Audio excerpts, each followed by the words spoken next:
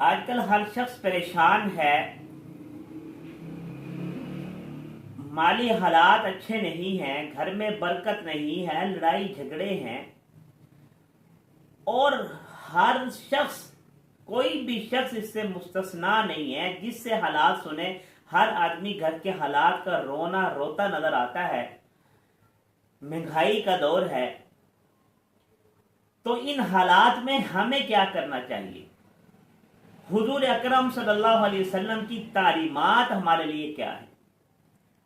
آپ نے ان حالات میں امت کو کیا درس دیا ہے، کیا رہنمائی فرمائی آپ صلی اللہ علیہ وسلم نے؟ تو حضرت انس رضی اللہ تعالیٰ عنہ فرماتے ہیں کہ نبی اکرم صلی اللہ علیہ وسلم نے مجھے ارشاد فرمایا کہ اے میرے بیٹے، جب تم گھر میں داخل ہو اپنے گھر والوں کو ملو تو تم اپنے گھر والوں کو سلام کرو۔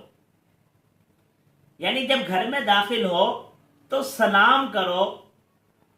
پھر فرمایا کہ یہ سلام کرنا، اس سلام کا فائدہ تمہیں کیا ہوگا؟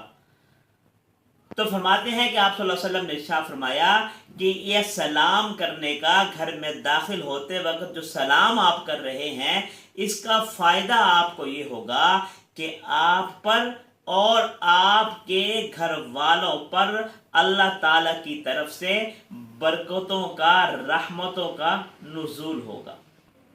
جب رب العالمین کی طرف سے برکتیں آ جائیں گی، برکتیں ہمارے گھروں میں نازل ہوں گی، تو ہمارے جو معاملات ہیں، ہماری جو گھریلو پریشانیاں ہیں، جو ہمارے گھر کے حالات ہیں جن کی وجہ سے ہم پریشان ہیں، اللہ کی رحمتوں اور برکتوں کی وجہ سے یہ تنگیاں، یہ پریشانیاں، یہ محرومیاں، یہ بے برکتیاں، یہ ساری کی ساری ختم ہو جائیں گی۔ بس ایک کام، چھوٹا سا عمل ہے، اور یہ ساری پریشانیاں دور ہو جائیں گی۔